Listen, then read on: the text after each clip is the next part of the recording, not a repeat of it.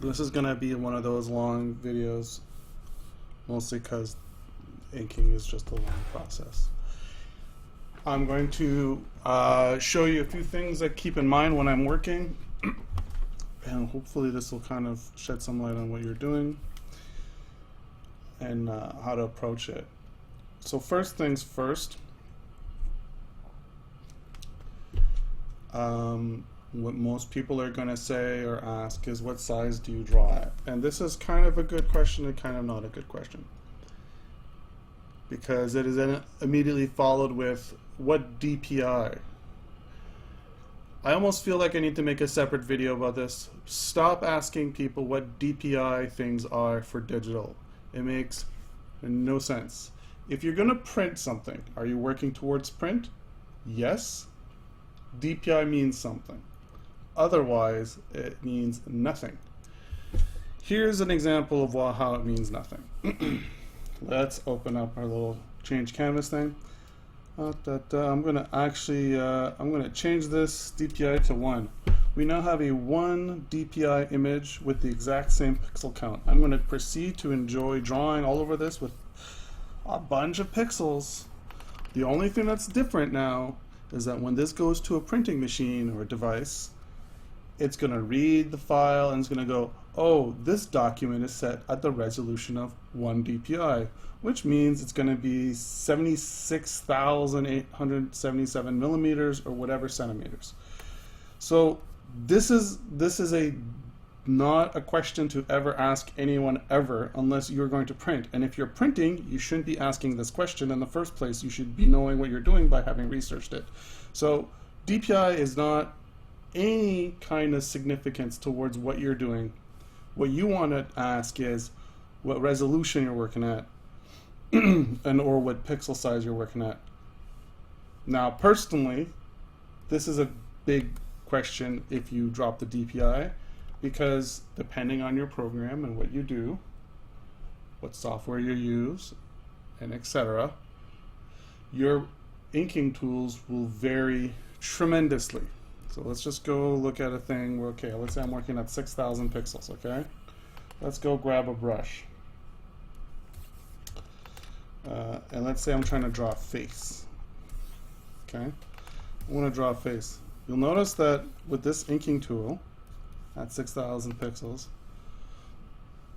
but with the brush being this thick relatively to the screen, the taper is kind of mushy. It doesn't come to a point. If I zoom in to about 100 or 200, the point, it looks more like a pencil tip. And that's actually exactly what this brush is for and what it's called. It's called pencil because it kind of gives a pencil feel. But as soon as you zoom this out and use it large, you know, it doesn't have that same feel, and that's mostly because of textures and brushes and how they function. So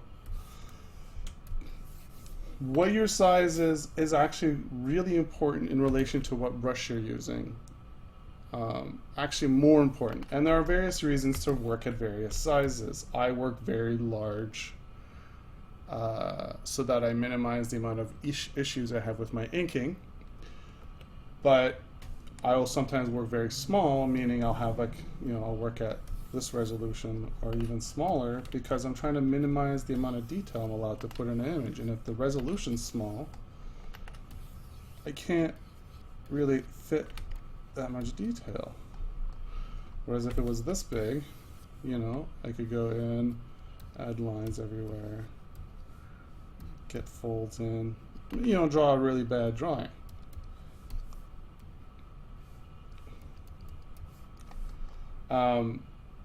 But when it's small, I don't really have many options, and that's actually a little trick I do. And you can do that in real life using a large, thick carpenter's pencil or thick nibs or thick tips or whatever the deal is. So how does that relate to what we're doing? Well, then that relates to the resolution is important to both the output. I mean, obviously, if you have it big, it's going to be easier to set it to print if you choose to do so, because it'll have the right resolution. And you can scale it down if you want. You can sometimes scale up, but don't let anyone tell you you can just scale up and it's not an issue. I've printed a few books now, and I'm gonna tell you, man, I've seen books where they res up and it looks really bad. Now, the thing is, most people can't tell, but another professional will look at it and will think you're a fucking moron. If you care about that, then maybe look into it. If you don't care that someone else who's done print work looks at your work and goes, this is terrible and I can't believe anyone's done this with their money, then maybe, you know, rethink what you're doing. Otherwise, most people can't tell when a book is improperly printed or improperly set up or the colors aren't very good. So just keep that in mind. Keep that in mind. Who you're aiming the book towards. If you're aiming it towards a personal super special art collection, maybe put a bit of effort. If you're gonna just, it's gonna be a thrown together assemblage of things and you're not really too worried, then you know you can work small and upsize. So with that in mind, I'm going to use a few inkers that I use normally. And I'm going to just kind of ink over what I have. So what I did is I actually did a few steps here. I took a drawing I drew pretty small from a collection of images here. So this is the original full-size drawing. It's really kind of vague, but I did that intentionally to kind of just get a bunch of drawings on a page. And what you're going to do, what I did is I dropped the opacity down and I did another folder. And then I actually kind of refined it a bit and I spent a bit more time on it. And you're going to want to do this. And one of the things about this process is don't ever really refine things you know that are going to be fine. I spent a little more time on the face because I knew, you know, I'm going to have issues with that. I always do. You know, but if you think you're going to do fine on a portion of it, you think this foot is the detail you want, or there's no extra details you need to get in. If you know there's a pattern here, you're going to want to define it, because I'm going to tell you something, there's nothing worse than problem solving in the inking phase, and so many people do it, and you do it because you're using the undo, and it lets you do that. And let's just say this, the undo's not bad, but it does become a crutch. It's a crutch I deal with. And before you go, well, I'll just shirk off the crutch. That's not how crutches work. Crutches allow you to not focus on certain muscles. And then you don't just shrug off the crutch and then it's not an issue. You then have to kind of relearn things. So getting rid of the crutch isn't that easy. You start to embed functions into your drawing like Control Z, zooming, rotating. All these sort of things are going to start interplaying in how you draw. And the second you can't do that, you're going to be interrupting your drawing constantly. So that said, Control Z and smoothing and all these little things, they're going to help you. But you're going to have to consider the long run deal and what you want your speed to be at. Because having to Control Z through a whole drawing is way slower than getting all those lines out like you want. Or getting 98% or 50% of your lines out the right way and then having the rest pretty close but not perfect is way better than getting 100% perfect lines but spending 6 to 10 times longer doing the ink job. And you're going to probably lose a lot of spontaneity in lines that you would have normally gotten that are more interesting than were you allowed to overwork a piece. Additionally speaking, I mean, if I'm really comfortable with the drawing, I'll actually ink it at this level. And that's fine. There's a few times I've done it. I'm also going to show you that I actually ink with red, not always, but usually with a pretty light red. It's like it's pretty light. And the reason I do this is for a few reasons. One, it's easier to see when I contrast it on the thing. Like if I were to drop down the opacity of this, I'd actually work with the opacity of the underdrawings at between 8 and 12, 15, because I really don't want to see that drawing. That drawing is going to intercept my eyes all the time, and I want to get good results. Secondly, so having the red is going to help with the contrast against the blue or green or whatever light color you use, or gray. The other thing it does is I actually don't ink with a straight up blackened, like if I were to just do this, I don't ink with black because of a few reasons. One, black shows all the flaws. So if I draw a line and then I do this, I'm going to notice this line here and it's going to bug me. I'm going to erase it. But I'll tell you what, no one's going to notice that line in the long run. And erasing it and spending time trying to make everything line up perfectly, and then working on this and working on that and getting everything all perfect is counterintuitive in my opinion. And you can do it if you want to, but here's what I found really helps. If you ink with these light colors, light red or maybe purple or whatever, that's not good. Maybe like this. No, it really works best in this color. Like a pink to red. These colors work best in my opinion. What you're gonna notice is that you're gonna have low contrast in the sense that it's high contrast with the back sketch, but it's low contrast in the overall scheme of things. So you're actually not gonna be able to see all these little tiny defects, but you're gonna have a better view of the full image as a whole sketch, instead of like I said, going with black and white and making all these details. In fact, and additionally, I actually have a lot of my sketches are low opacity and have flaws in them. They're all broken up and look not perfect. They break, both the angles break. The tip is not perfect. In fact, you can see it right here. This inker does not break at the ends perfectly, and that's intentional. It does a few things. It makes sure that I don't worry too much. It actually inputs an imperfection into my illustrations, and it makes me more comfortable with the idea of things not being perfect, which I still have issues with. I actually think that I spend too much time trying to smooth over inks and make them look perfect. Secondly, I find that with more detail, with more texture and grit, you can do more neat hatching and stuff that feels a little more natural, like a pencil stroke. You can get that kind of natural pencil stroke feel in your hatching. Whereas if you just got your straight ass pen, man, this is how your hatch is gonna look.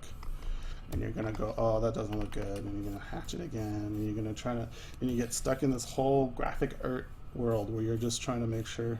This is actually my improved version of, this is the straight up default Psi inking tool, and this is my improved version of it. So it kind of works the same way. Here, I'll show you the difference. This one does this. So there's a few things. First, it doesn't taper out as well.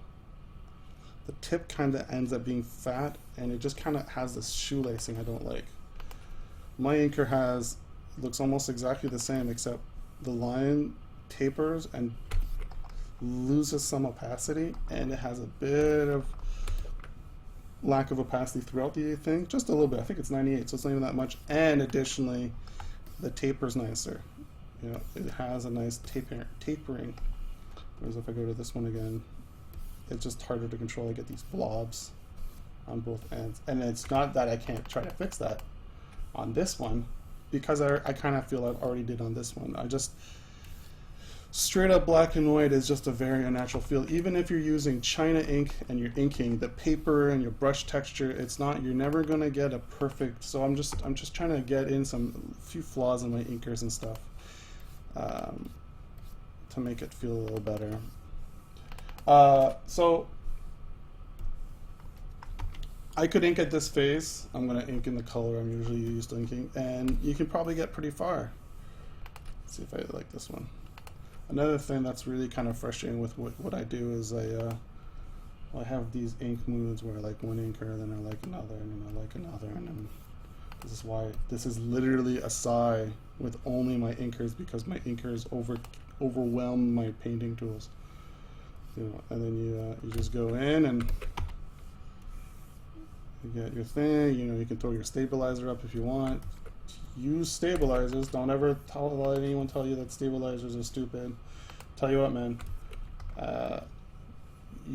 The texture of regular paper and allowing you to pull the grit of the tooth of the pencil across, that's a stabilizer. No one's calling people cheaters because they use toothy paper or their paper has texture.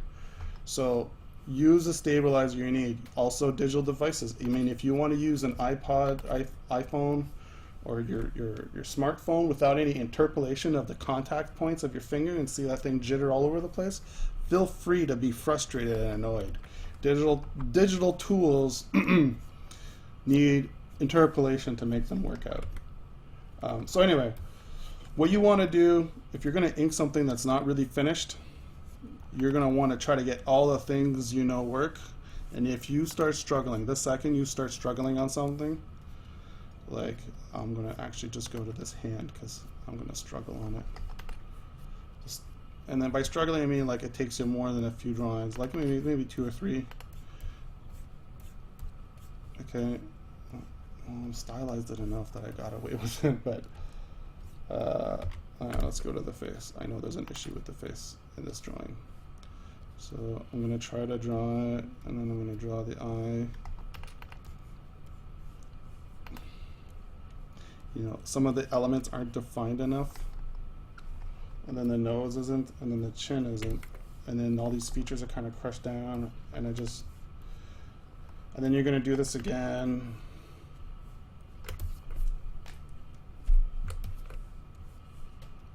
And you all know the eyes actually should be looking down. And then you're going to go, well, it's all rough now, so I got to clean it up. And then you're just going to get frustrated after some point. Maybe you can pull it off, but why would you want to pull off? And you know, I can already see some issues, like, you know, this is going way too low. I feel like it should be going like this to better respond to the head shape. So this eye needs to go up. And these are all like issues you could have solved. So I'm actually a big proponent of ink what's easy and then refine what you need to fix and then just come back. So just get as much as you can get done. If things get too struggly, just drop that section. Just keep inking all the fun parts you like that you think you're getting off pretty quickly. And that'll kind of create some momentum. And momentum will help you not be disappointed with your drawings entirely.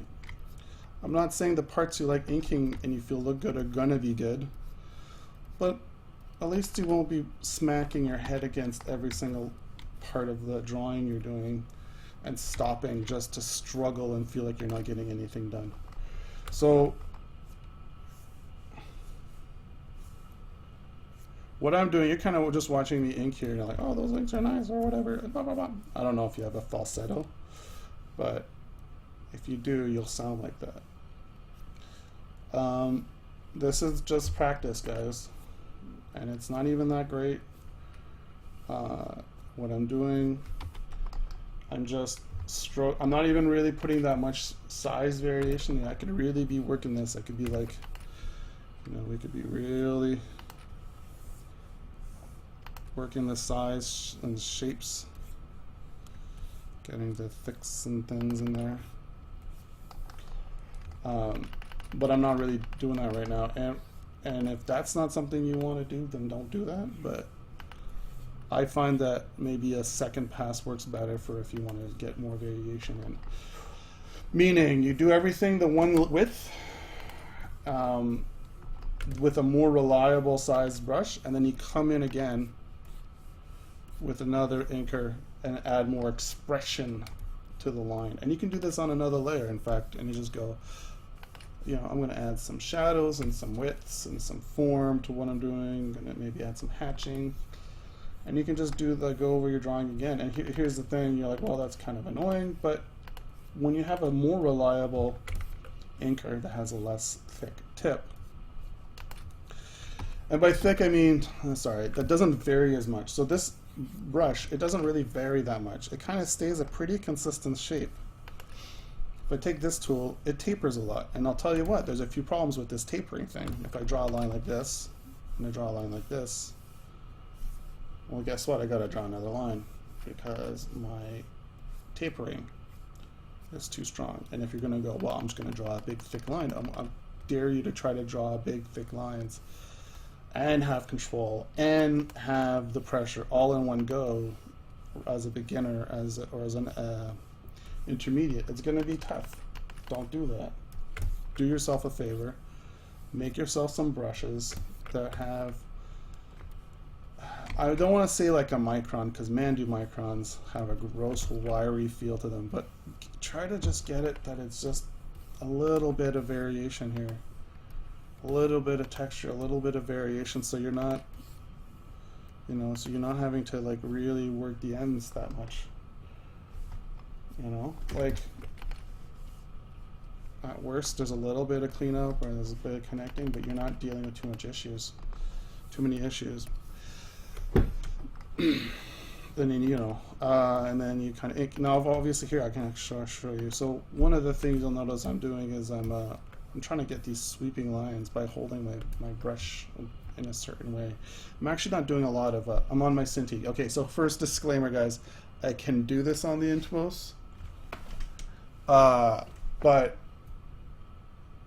I'm doing it on the Cintiq just to get these kind of results faster. The benefits of the Intuos I'll review in another video at some point, but it does things better than the Cintiq. The Cintiq just doesn't have the same amount of pressure capability, whereas the Intuos does and has much better ability to capture the up and down motion, and that's regardless of what Cintiq tells you. Well, sorry, Cintiq and what Wacom tells you about their Cintiqs, 4,000 pressure levels. There's still a piece of plastic between you and the hardware that detects pushing. And if you put a piece of plastic on your Intuos, you're going to notice a loss of sensitivity. There's no way around that. So there's always going to be less sensitivity on your Cintiq. I'm going to take just a short break and I'll be right back. All right, we're back. So here's what we're going to do. I'm going to go through, maybe I can get that other sketch in there. I'll show you. So we have the original sketch, and then here's my under sketch where I refined it a bit. So let's work on this as I kind of explain a few things. So one of those things is that people will say, hey, tell me what inker you use, because then that will help me ink, and then you will give me the thing, and then I will be the best inker. And I got actually kind of annoyed with this, because I mean, it's not that being given an inker isn't going to help you. Having good tools does assist in better results. I would never tell someone to have a Bamboo or whatever they call it now, the Intuos Manga, because the hardware is so shoddy. As a beginner, you're going to be fighting with things you don't even understand yet and getting poor results on top of not being good enough to understand that those aren't things you should be dealing with. So definitely I would say always go for middle ground. Get something right in the middle, get something that's a few years old, get an older Intuos on eBay or something. Don't need to get the biggest and best. But I was getting annoyed with being asked, so I started inking with the marker tool, which is kind of funny because I've started to really like it since. Because I was like, well, you know, maybe it doesn't really matter at all what kind of inker you use. Maybe you could just use any inker and you just apply a little bit of expertise and a bit of skill and a bit of time, and you may make anything work. So here I have the marker tool. I mean, it's slightly modified. There's just a little bit of texture. You can barely see it. I mean, it's barely there. And I just ink with this pretty thick. And you just, I gotta lower this opacity down to around here. And really the way it works is, the way I ink with this one is I get all my shapes in, and I actually use the eraser quite often with this. So I'll come in and I'll actually thin out lines. So instead of it being me drawing thin lines, like let's say I want a taper, let's say I want something like, let's say I want something like this to be sharper, I just erase it. And you know. I'm gonna increase the stabilizing a little bit because I want to get some smoother results. Sometimes it's really worth. Man, why am I doing this? You know what? No matter how much you ink, you're always gonna ruin some of those lines. Just deal with them not being perfect. I'm gonna erase this, and there it is. So I'm actually spending more time erasing. I'll draw a line and I'll erase and I'll draw a line, and you know, every inker has its strengths and weaknesses. You'll notice they actually pan and move a lot. I don't know if you should be doing that. I honestly wish I didn't. It's actually kind of hard to do these videos on a progress. If you can pull off inking without having to zoom in, I think you are in a better spot than I am. Because it's annoying to have to always have your hand on another thing, to constantly be moving your screen around. You know? So that's that. So there's that first pass with just the marker tool. But I mean, it really depends. And this is why every time I start a new comic, I practically build a set of tools for it, because your inking tool will define your results and how you feel about the lines. You know, if I've got a stylistic, if I got a sharp edge brush, I'll draw sharper lines. If I've got a smoother, rounder brush, my lines will just be different. That's just the tool will give you different results, and you got to make that choice consciously. You can't have the tool boss you around. You have to go, yes, that is the way I want it to look. This tool here is nice because I can get nice soft tools, and then if I make it small, I can get some nice hatching. So it's kind of got a pencil feel to it. So if I wanted to do more pencil-y things, I'd use this tool here. Well, I've got a few other ones that kind of behave the same. This one here, for instance, will do the same thing. And it's similar but different. As I try to stop doing my undos as much, I've replaced it with erasing, which I don't feel as bad about. Although technically with inking, traditionally you'd have to be using a lot of whiteout. But what I think it's more like is like having to use an eraser, which there's nothing wrong with that. Having to spend a little bit more time to erase a line makes you double think. Sorry, not double think. Makes you think a little harder about your strokes, and also makes you think a little harder about if it's really worth erasing. So I'm in a middle state here between these two. I'm kind of using one and the other interchangeably, but what I'd love to do is to just have only erasing and then eventually no erasing and no undoing, and just getting those results bang on every single time, or nearly every single time. We're having undo's a thing of the past, but I gotta work hard to earn that. And you know, when you get to a point where your results are close to what you're like, hey, I like these results. You know, when you have your confidence factors up with your results, then you can start focusing on other things, so that you're like, I'm going to get these same results, but I'm going to get them faster. I'm going to get them quicker. Sorry, that's the same thing. I'm going to get them with less mistakes. I'm going to do that bigger. I'm going to have it with more style. So I'm just kind of mindlessly working over this to give you an idea of what I do. I mean, it must be frustrating to never see it finally inked. I will ink this, don't worry. I mean, technically I've inked it in this phase here. If you don't mind having a really sketchy, you know, color that up, there you got yourself a comic book with a really rough style. That said, you know, we're talking about a more visible inking thing. So, you know, let's just do a bit of that.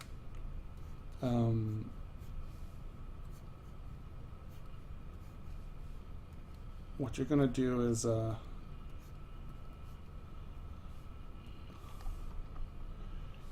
just gonna do your work.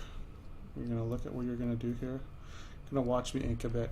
I'm kind of thinking of a few things here I want to say as well, because I have a list here, but some of the stuff didn't get in the list, and it's not always really obvious. The inking is kind of a hard thing to explain, especially at I don't want to say higher level. At a certain point as a artist, you want to I actually want to draw. I want my lines to be less perfect, and I actually want to have more flaws in my lines. But drawing flaws intentionally is crazy town. It's not. You're not going to get there very easily, and I'm trying to give a sense of a lack of. I'm not really working hard to getting these results, but by working hard to get those results, it's one of those things. It's a catch-22, I guess. So one of the things I started liking doing recently is kind of just pushing my shapes, so that I'm betraying anatomy in a way, or betraying the logical way you should probably ink this.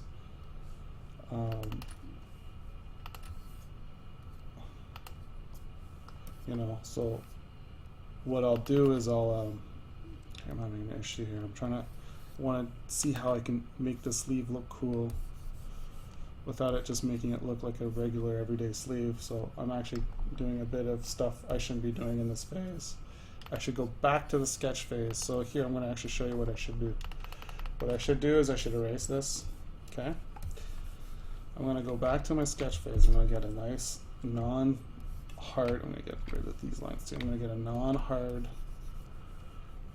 inker. Now I'm going to just grab this. I'm just going to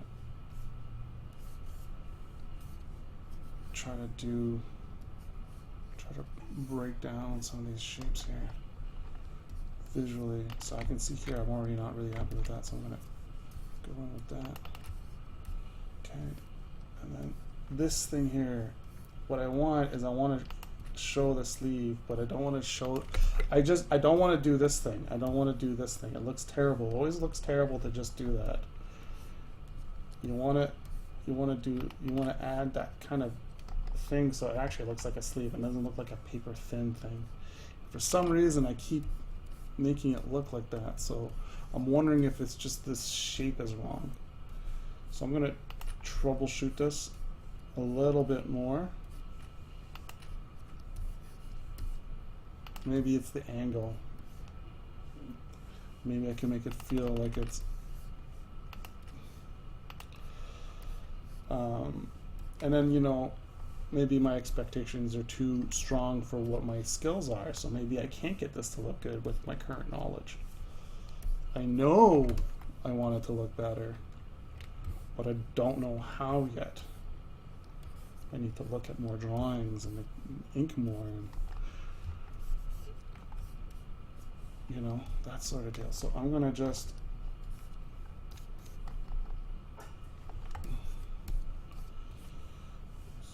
gonna say, this is, maybe this is good. This is fine. Maybe what I have is fine. But I'm already starting to not like anywhere where I'm doing with this lines.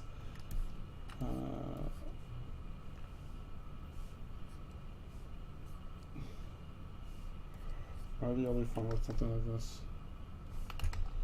Maybe these sleeves aren't as big as I thought they were. Maybe I'm just going to make them smaller. And then I'm going to just kind of fix that all up. Now that I don't have any commitment to the final lines looking good and I just did the sketch, I can go back to my inking phase here. And I can just, inking layer, and then just get these lines to look better. Match everything up here.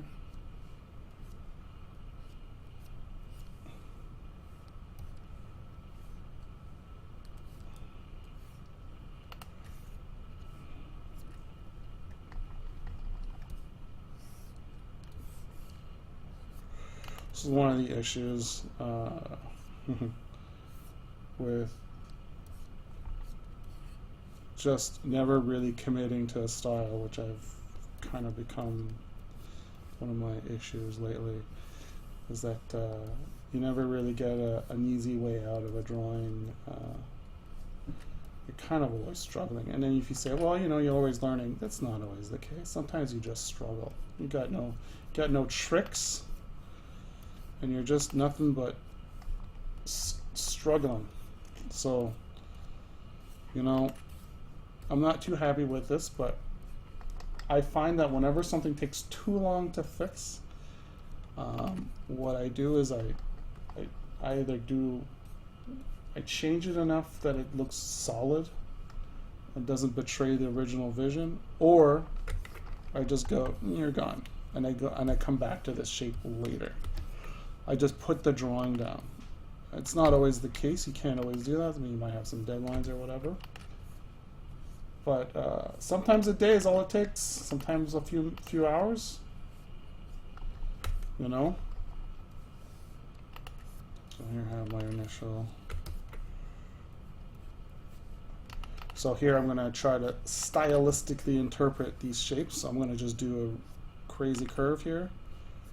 Because I'm trying to do stylistic interpretations, I'm going to be going for more geometric angles.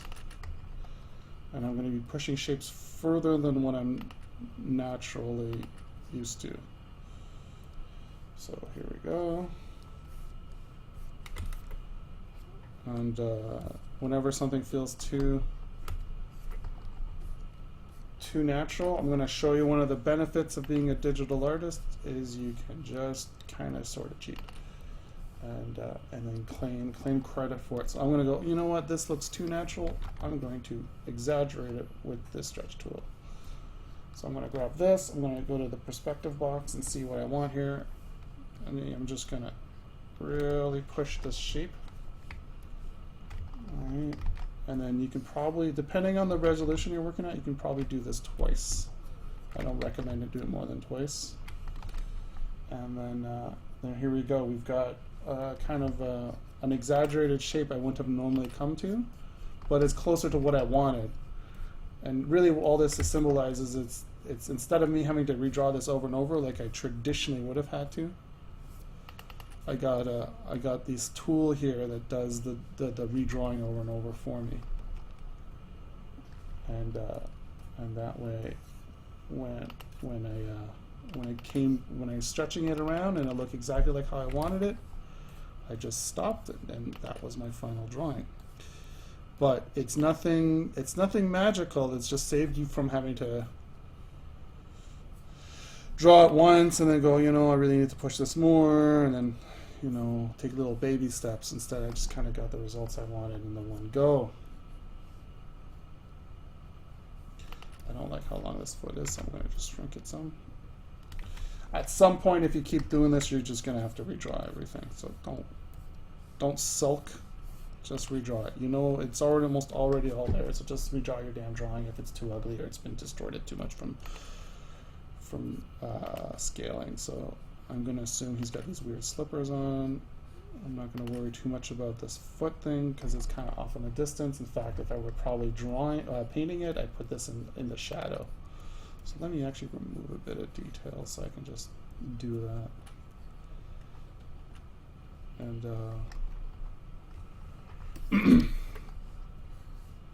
you'll notice that I'm putting kind of a bit of weight. I'm using that the brush with some weight on it.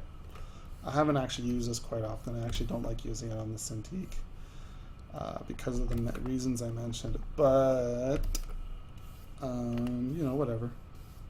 Gotta use something, and might as well use something a little different to kind of show that you can use any tool to ink. Any tool can be an inking tool. I'm erasing some of these lines because I wanted to just kind of show overlapping a little better. I feel like I've lost a bit of the strength of this drawing by how it curved, so I'm actually going to redraw it again. I feel I have a lot more strength in this, in the angle and direction. So I'm going to use this tool to kind of do the explosion. So one of the things, whenever you're doing impact, make sure you got a point of reference. If these impact lines all come from different directions, it looks bad. So, you know, just have a general concept. Mine is kind of in the center here. I don't know, if you want to know how this looks, there's a gajillion mangas out there, action mangas. Just look at your mangas and then pay close attention to them. It's really all it takes. You gotta just look at your mangas.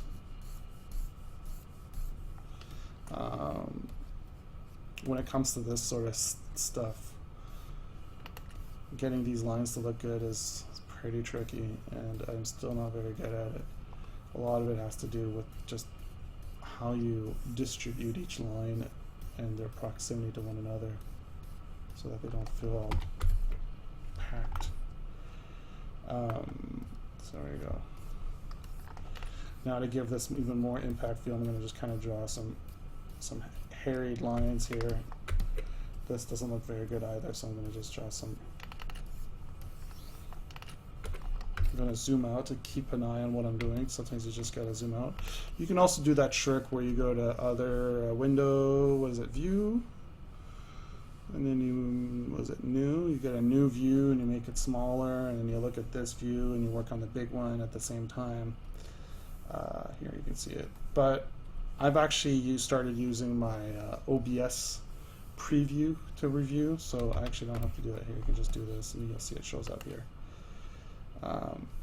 So I just look up at my my OBS as I stream, or I just do preview mode, and I look at it, and it doesn't show a zoomed out version, but it shows zoomed out just a little more, and I have my eyes just get a fresh look at it, just a brief fresh look at it, as I kind of pan up to look at the new version here. And then because it's not under my stylus, I can get a good feel for what I'm doing. So I'm just going to keep working on this. I'm probably going to frustratingly have to, because I kind of want to finish this drawing. I'm going to just deal with this not looking that great, because I just want to show you guys a finished product. Of course, many of you are going, I don't see the problem. Some of you are probably going, yeah, that doesn't look that great. That's okay. For now, doesn't make me happy, but whatevers.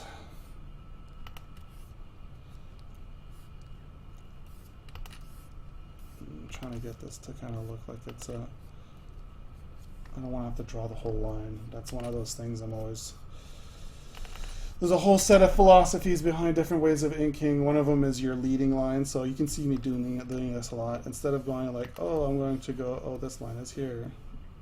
You know, instead of doing these fold lines everywhere, which can look fine. You know, they do it in Naruto, and I'm not against it. You can't always have the full, perfect, volumed out clothing. It takes a lot of kind of focus and concentration to get that going. You know, so sometimes it's okay, but you know, don't add lines just because, oh well, clothing has folds in it, so I'm just going to add random folds. You want to think about your folds. So random folds would look like this. This is a random fold here. I'm going to add some random folds because I think I should fold that way. That's bullshit, guys. If you're going to put a line down to say a hair is hairy and it's not going to show volume or shape or suppleness, then that's a useless line. Your lines should have to say more than one thing. If this line here, it's saying contrast, and then because of its weight, it's saying shadow. This line is here saying the contrast between the character's color and the background, and it's saying, and it's lighter, so it's saying that there's light up here. This line here is saying contrast. It's also thicker, giving you focus and sturdiness, and it's frayed here, showing movement. So lines do more than just show a shape, guys. It's like a complex interwoven series of little details. they can describe so many subtle things, and it's kind of crazy because lines don't really exist in real life. Yet, that's like one of the most common drawing methods. I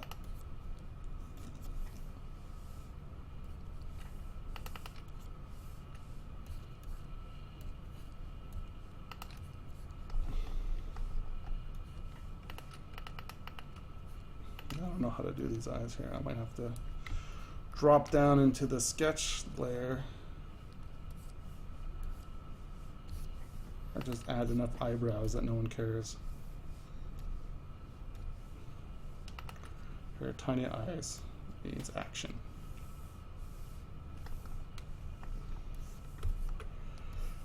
So here's another example I was talking about. I'm like, you know, this head shape isn't that great. Well, you just massage that head. Maybe you can pull off with that. You know, maybe you can. Don't get your hopes up. But sometimes you can just do it like that, and then it's done.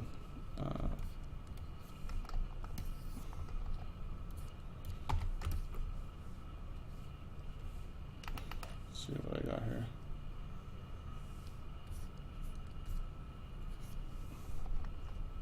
This guy looks terrible. Oh well, it's the drawing I picked.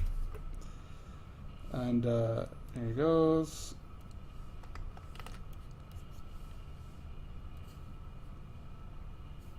He's got his teeth, mouth. He's got his dumb anime face.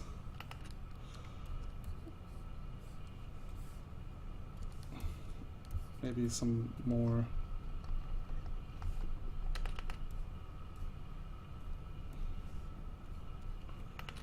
Maybe some more occlusion. You know? I didn't know how this drawing was going to come out. I didn't have it fully inked out, so I didn't actually know if it's going to be a good drawing or not. It's not bad. It's not. Let me just say, I didn't have my hopes pinned on it, but you know, it's good. It's a good drawing to kind of get some ideas across, because it has a few things in it I can use. That friggin' ear is going to be an issue. I should really. I'm going to just do it. I'm just going to go back to sketch mode and then get this ear done. So the ear's issue is that it doesn't really feel like it's matching the shape very well. So I'm going to go to another layer. So I got to actually break down the skull a bit more. And then, actually now that I break down the skull more, I feel that should probably move back a bit.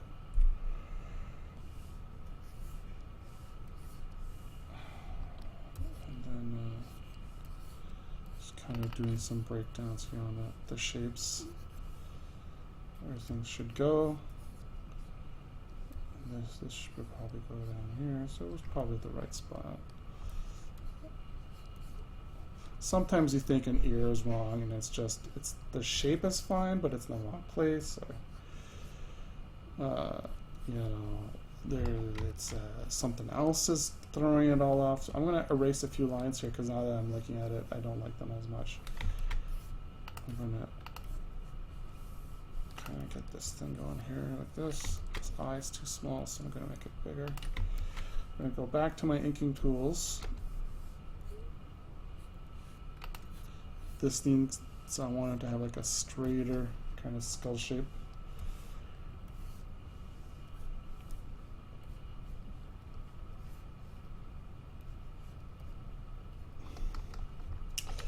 I don't know if that's what I want here.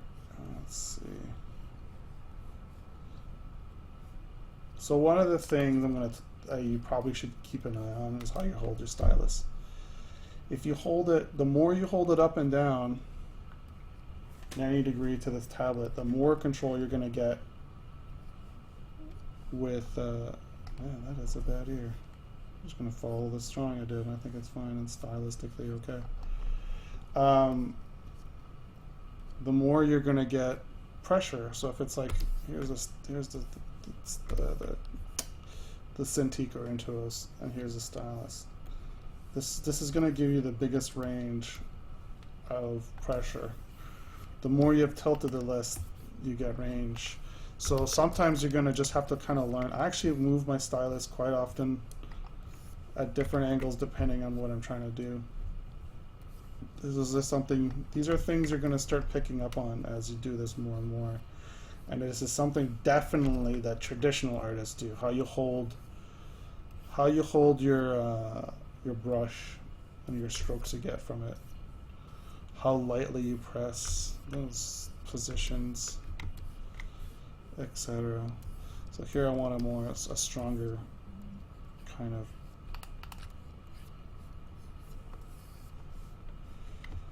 feel that I need to get a more stylistic thing. I think I can just kind of sell all this in a shadow so I don't have to just do as much. Alright. And then I'm going to erase a few things to kind of undo. You know, one of the more frustrating things I come across is I'll do all this extra line work and I'll be like, oh man, that looks good. And I'll be like, but it doesn't work. It makes it too busy. And you know, you gotta sometimes delete that extra work. Oh my god, I did all these bad lines here. I don't like them at all. Immediately I was like, what the hell is that? I haven't done lines like that in a very long time. So you're gonna wanna try to show this shape here with a line like this. So at this point, these lines here all kind of, and up here I got an issue. Okay, so here's one of those deals, and I kind of do this a lot with my inking. I wanna show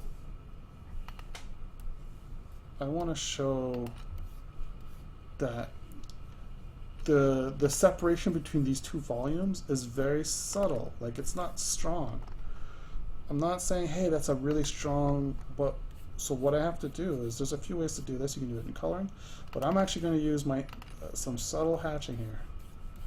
And the subtle hatching, what's going to do, it's going to say, hey, there's almost a line here, but there isn't one. And the reason there isn't a full line here is to just tell you that these two shapes, instead of it being two overlapping shapes, it's almost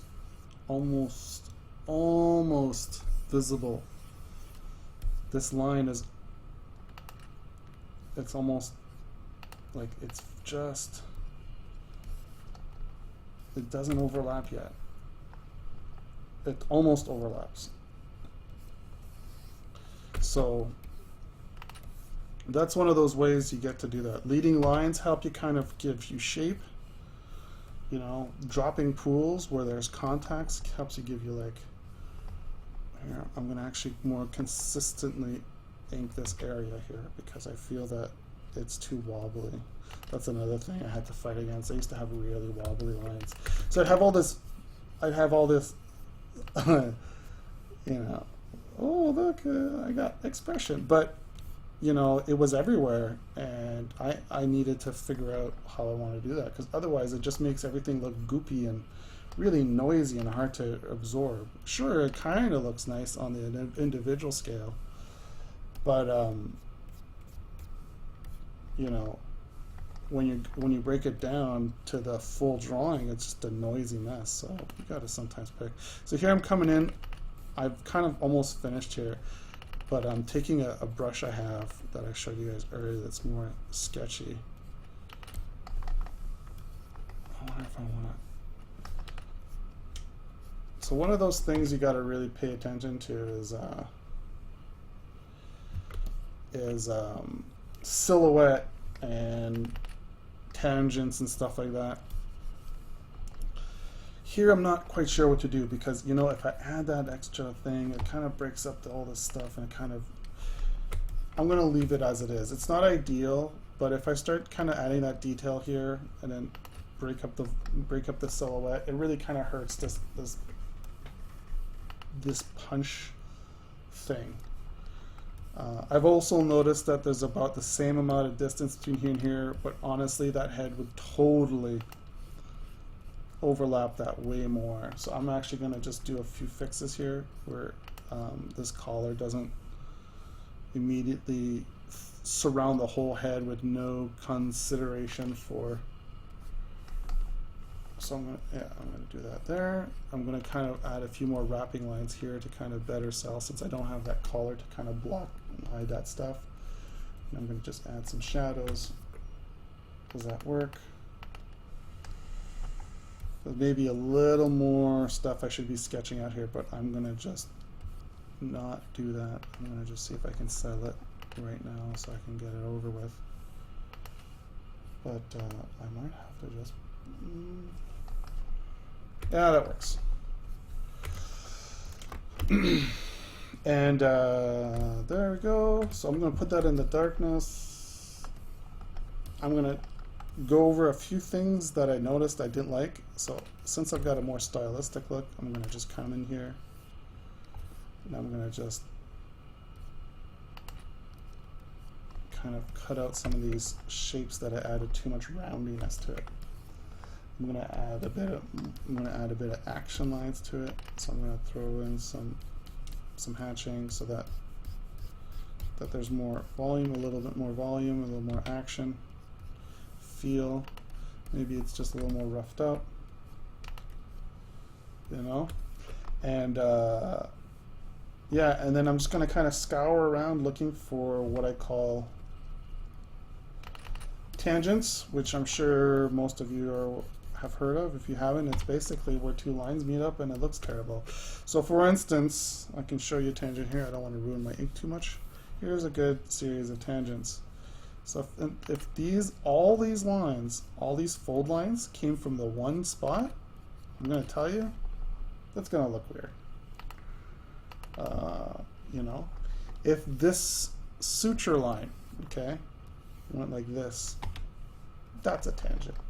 Because now I got this line here leading into that line, and it just looks weird and wonky. If I had, there's a detail here, let's say it's a collar thing, okay, and it went along the arm like that, that's another tangent, okay. Tangents, they look kind of, here's a tangent I have in my drawing, so let's go fix that. Doesn't take too much to fix it. There's a few ways. I'm just going to basically move things just a little bit. Now I don't have a tangent. I fixed my tangent. I'm going to add just a few more lines. I want to have like I want to better define this kind of forehead shape. So I'm actually going to add some anger lines, some forehead shadow lines, so that I can really kind of, sometimes you want to throw in some lines that don't really make sense but help better define the shape. You know, I think that's where style comes in, but you know, and then I'm going to throw in some blacks for the mouth. And maybe some better teeth here.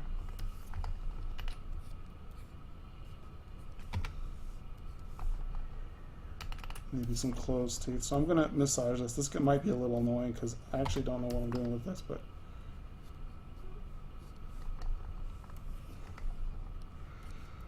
you know, it's not great, but you get the idea.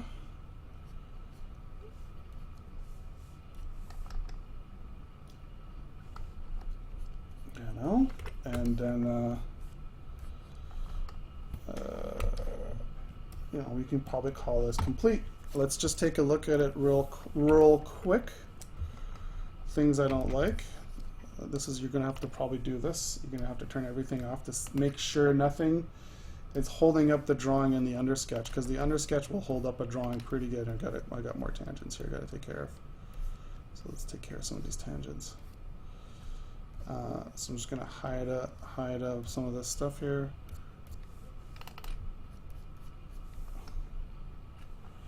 I'm going to add some lines here, change a few things I did, maybe add some more lines.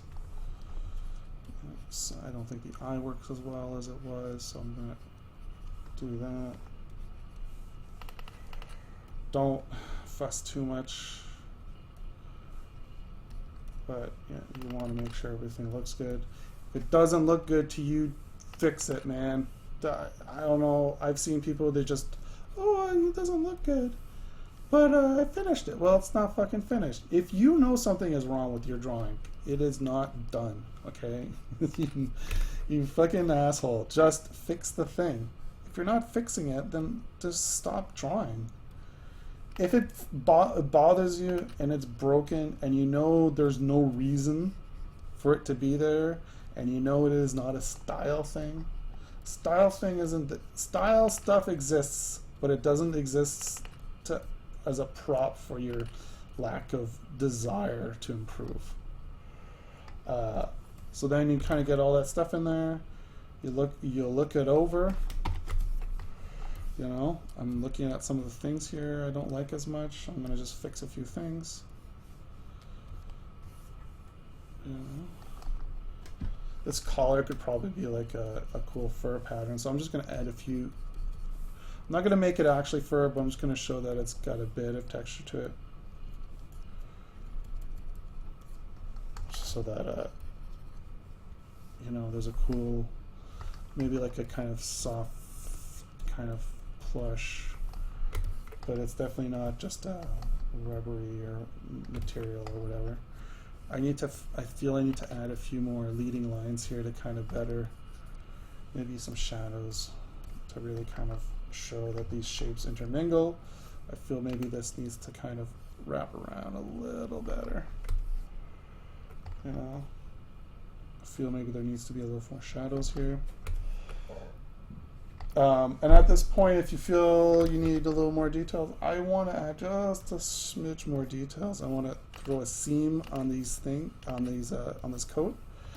The reason I want to do this is actually it helps me show the volume of the coat, which is great.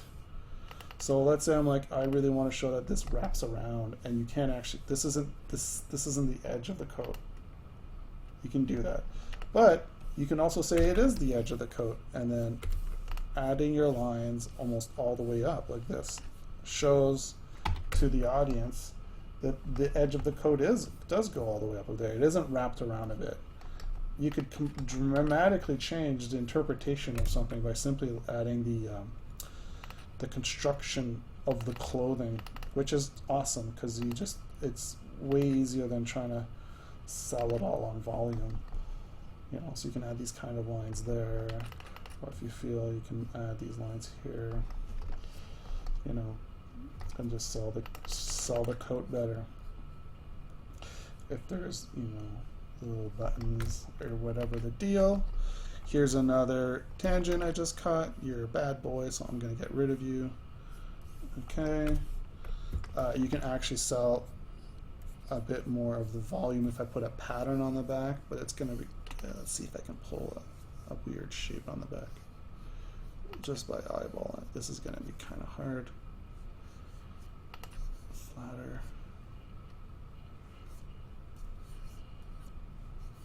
Or whatever. I feel that circle needs to be down here. This is a pretty tricky thing to do, but if you can pull it off, do it. Sometimes you just got to draw it really flat. Draw it head on and then squash it with the stretch tool to get a really good approximation of what you should be doing. And then, you know, that same thing for this stuff. Let's see, how does that feel that it should go? All right, you know, I'm going to add some additional elements here. I'm going to add some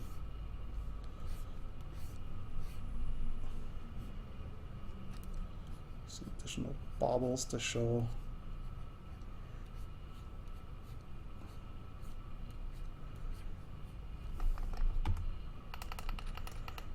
you know, I don't know if that'll work. So I'm just gonna kind of get this all sewn up and just close it up. Something that strong of a shape probably should have been figured out in the sketch phase. So I'm just gonna add a bit of design there. I'm gonna add some additional lines here.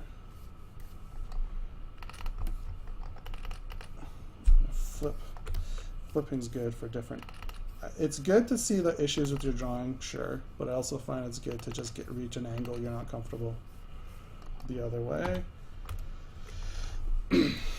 And here you have your inked doodad. Now, of course, you can go even further and be like, I want to add some shadows here, or you know, if you're gonna be coloring it, you don't have to do that. I've just added a layer on top, and I'm just working on top. That's one of the benefits of digital, is that you can do all sorts of doodads like this and then not have a problem. And you can throw this all in shadow. Maybe add just a little bit like that.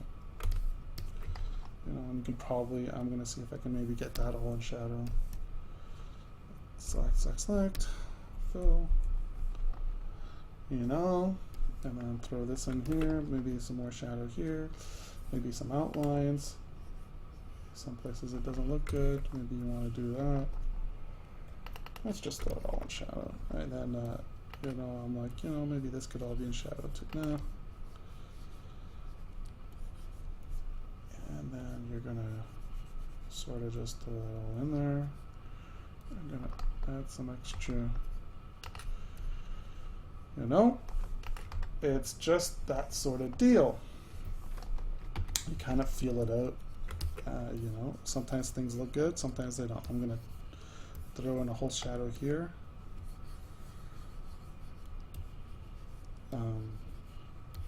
I recommend you just read a ton of mangas and look at a bunch of good inks, and then let's see, if I lower this opacity I can actually carve out these shapes a bit better. So what I'm doing here is I'm actually kind of cutting out this white so it looks like there's a etched, and then I'm bringing the opacity back up. So you can just, and I'm just going to erase a bit more of it maybe. I think it'll look better if I erase more of it. Or maybe this whole thing's in, let's see if I can get this whole thing in shadow. And expand, expand, hide that, go back to my layer.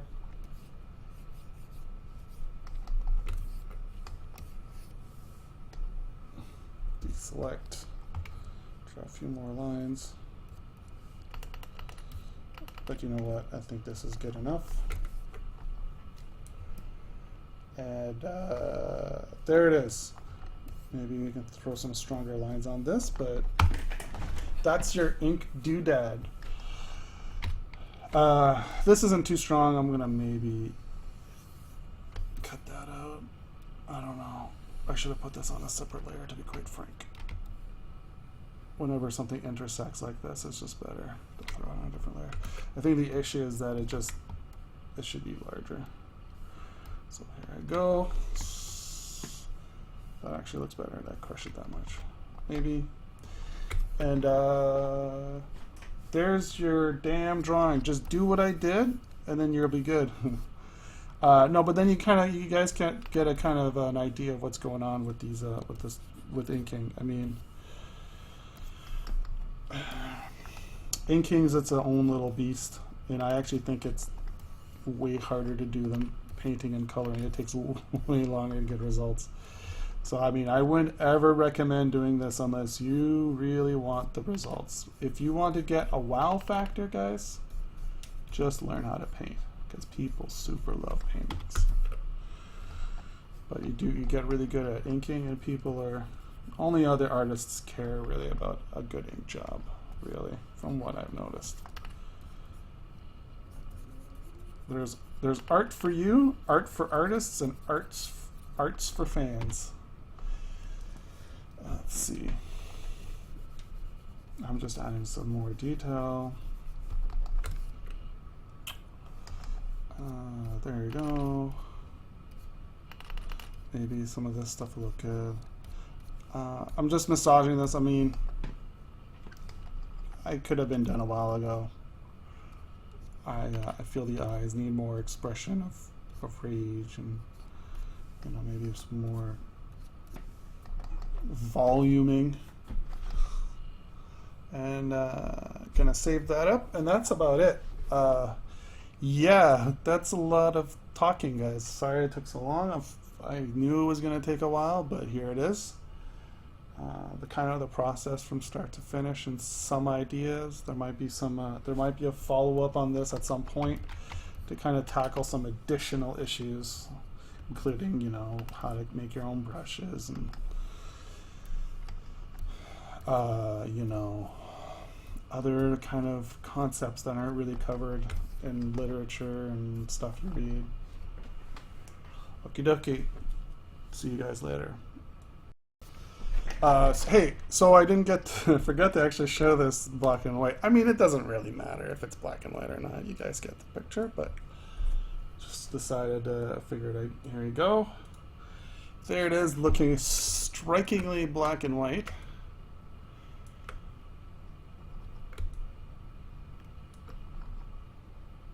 With all its little flaws, you know, that when you zoom out, you don't really see.